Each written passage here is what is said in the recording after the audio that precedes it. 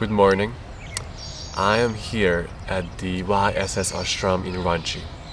This is the first school that has ever been established by Yogananda back when he was in India. And the reason I'm here is because I have been a student of SRF/YSS, the two organizations that have been created and left behind by Yogananda to spread his teachings. I have been studying from these schools for the past 3 years. And I always wanted to come and visit this ashram in particular. Yogananda was the second yogi who came to the West to spread the knowledge of yoga. But more than that, he also came for the specific reason to spread the technique of Kriya Yoga. This technique has been popularized back in the early 18th century by Lahiri Mahashai, who was a direct disciple of Mahavatar Babaji. And Lahiri Mahashai was the one who gave a rebirth to Kriya Yoga. And this is the lineage that have come down to Yogananda, and this is the lineage that he spread and taught to everybody in the West and in the East through the organizations YSS and SRF. Now, I don't want to talk much about Yogananda's life because he wrote an autobiography. He is the author of the Autobiography of a Yogi, which is an unparalleled book. It is exquisitely written. The reason I picked it up was not because I was interested in yoga, just because I saw a book saying Autobiography of a Yogi, and I was in a phase of my life where I was hungry for an expansion of my perspective on reality and what else is possible, and what a yogi's life could be seemed a very interesting thing to explore. So I picked it up, I opened it, I read it, and everything has changed since. Because it opened up a new reality that I was just not aware of before.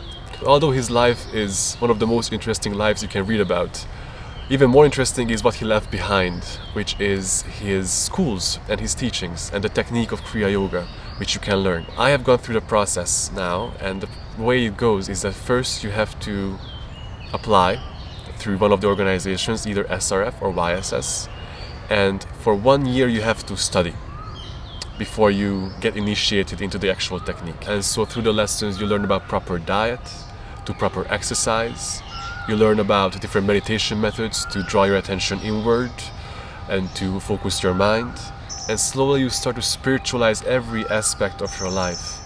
So it all becomes, as Ram Dass said, grist for the mill. Every aspect of your lives gets thrown into the pot to come into union, to come into yoga. And this requires a very in-depth understanding of how your inner system works, how your biology works, not just on the physical but also on the pranic and the energy level. It requires you to understand scriptures like the Vedas, the Upanishads, the Bhagavad Gita and the New Testament. And you have to go through all this learning process to finally be ready in physically, mentally and spiritually to receive the initiation to Kriya Yoga. Yogananda in his teachings talked about yoga in this way. Yoga is the science of the whole creation. Man, as also every atom in the universe, is an externalized result of the divine science at work. Yoga describes spirit, the supreme cause, and how it evolved outward into the phenomena of matter, and shows how to follow the process in reverse to experience the true spirit nature of the universe and man. It explains with precision the forces that give the phenomenal world an illusion of reality, and how to master those forces to gain divine perception and eternal freedom. One thing is important to mention. Yogananda taught in the East, but primarily in the West, in the early 19th century. And when he got there, he came into a very Christian scene. And Yogananda himself had a very deep connection with the teachings of the New Testament and the teachings of Christ. And so in his lessons, he mixes Oriental knowledge with Western mysticism and refers both to the New Testament and to the Bhagavad Gita as he teaches and draws examples from those scriptures. It's also important to mention before you embark on this path that Yogananda and his teachings are very Bhakti oriented. Bhakti is one of the yogic ways in the East, and it means union with God through the heart, through relationship, through love. He really encourages this dualistic relationship between you here and God or the Heavenly Father out there. And he encourages prayer and devotion, and all his lessons are written like poetry, like a love letter, and it's beautiful. But for me personally, it has been very difficult because my relationship with it is not so dualistic.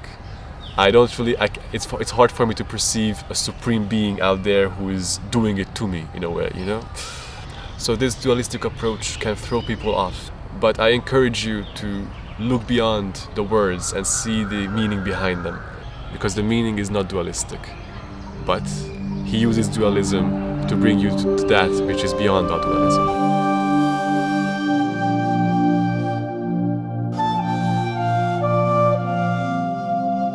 You do not have to struggle to reach God, but you do have to struggle to tear away the self-created veil that hides him from you.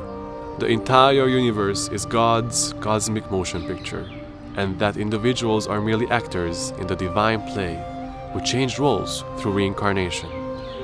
Mankind's deep suffering is rooted in identifying too closely with one's current role, rather than with the movie's director or God. Rejoice in the Lord always, and again I say rejoice. Rejoice in the Lord always, and again I say rejoice. Rejoice, rejoice, and again I say rejoice. Rejoice, rejoice, and again I say rejoice. Now let's talk about the actual technique of Kriya Yoga. And it needs some clarification because Kriya, the word Kriya, is used in many different yogic techniques.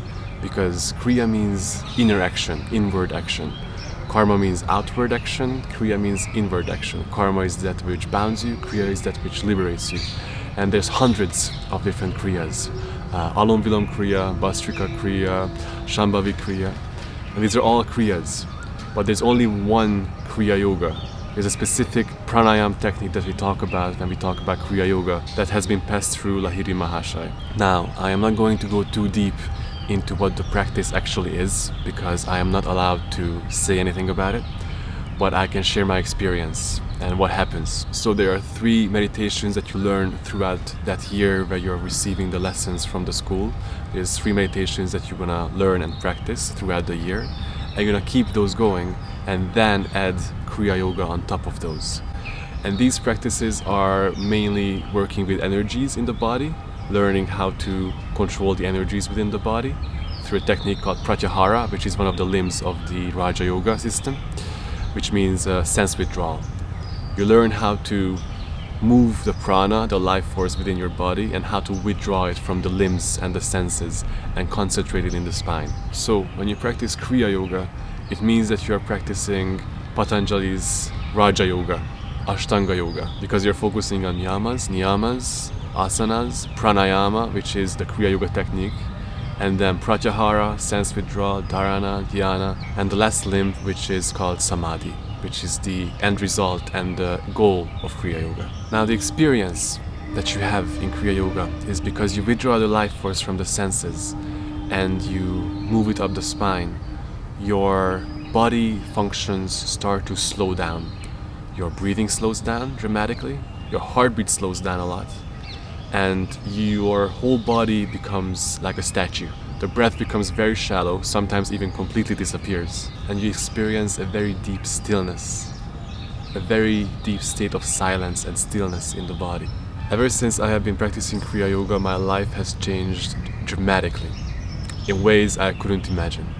I see things in a very different way, because what Kriya Yoga does, it opens you up. It opens up the system, it opens up the spine, it opens up your energies, it opens you up into a new realm of possibilities, a new realm of reality. Your vision changes, the way you see things changes. Instead of perceiving solid matter, you are seeing the life force, the prana, constantly creating everything around you. Your hearing changes, you start to hear sounds that are very subtle, and you are receiving much more energy than ever before. You don't need coffee or tea or anything, you need much less food. And you're able to get energy from other sources. There is enough latent energy in 1 gram of your body's flesh to supply the city of Chicago with electricity for a week. Yet, you imagine yourself powerless in the face of only a few difficulties. You're opening up to new possibilities, to new amounts of energy, to new amounts of realities that you were unaware of before. You're becoming more and more sensitive to nature, to people. And because you're being opened up and you're becoming more and more sensitive to what is, meditation becomes very spontaneous. You can just sit down, close your eyes, and things start to open up. And you can go deep and explore deeper and deeper states of being without any effort. And this opening is very important, and this is the role of bhakti, which I previously talked about. Krishna in the Bhagavad Gita says to Arjuna, after Krishna shows Arjuna his cosmic form, that the reason you get to see this is because of your love, because of your devotion. The reason Arjuna could comprehend that cosmic form of Krishna is because he was open. His heart was open. He wasn't a dry meditator. His heart was flowing, it was open, it was devotional, it was surrendered to what is. So it could take that huge power of that vision. And this is what Kriya Yoga prepares you for. Going to God is not an easy path, and how difficult it's going to be depends much on how attached you are to your physical plane identity.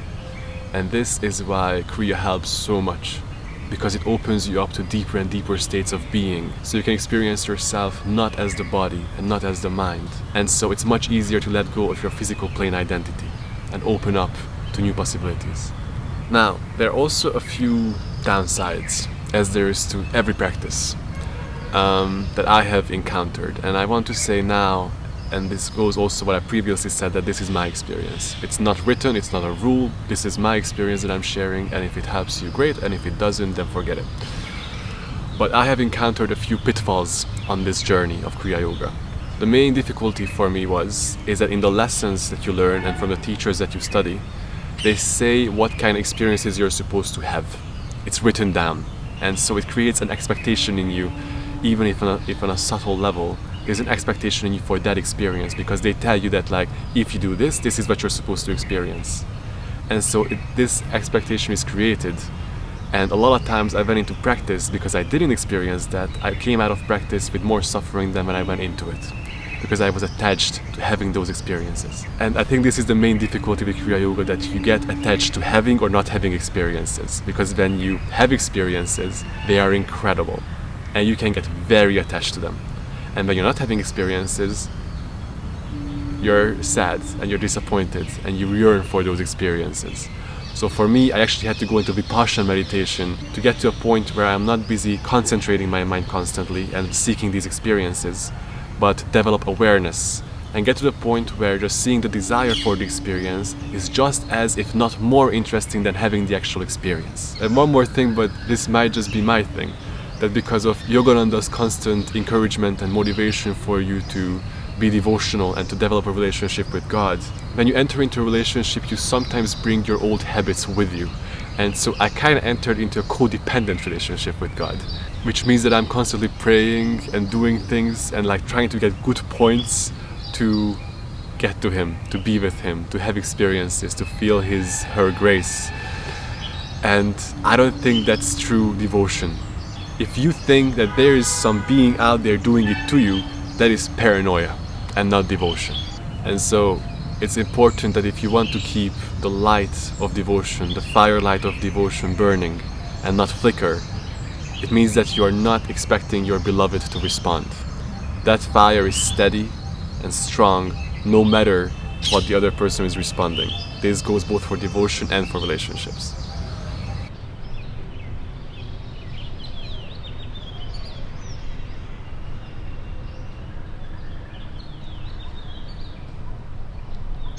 Now, in this video, I use the word God a lot, and I want to clarify that. For me, God is just a word to describe that which is beyond words. The reason why it's beyond words is because it's not dualistic. For example, if the whole world was green, we would not have a word for the color green, because the reason we know green is because we know blue and red. The reason why we know light is because we know dark. The reason we have a concept of right is because we have a concept of wrong. And so, because the whole world is green, the whole world is God, there's no word for the color green, and God is not the word. So in my experience, the highest form of devotion, the highest yoga, the highest practice is being with what is. Because if it's really all God, then why are you praying? Why are you doing japa? Why are you asking for stuff? Why do you want to experience other things? This is what is. This is the highest manifestation of God in this moment. This is what is. So I think the highest form of devotion is just being with what is. And this is also what Kriya Yoga is about. Discovering the same principle, the underlying silence, the green color, discovering God, seeing that this is not different from this. It's all just energy. It's all just Shakti. It's all just the color green. And once you discover this underlying principle in everything and within you, then you can create. To discover God's creative principle within you, that the same thing that is creating the whole universe is creating you, and you are this principle. And so go and do something in the world, not just sit and meditate. We have come to this earth to create. We are the creators. We have the creative principle. So let's do something with our life that is not just studying and going to jobs, but something that is unimaginable right now. And because we have the power to create, and we have to use it.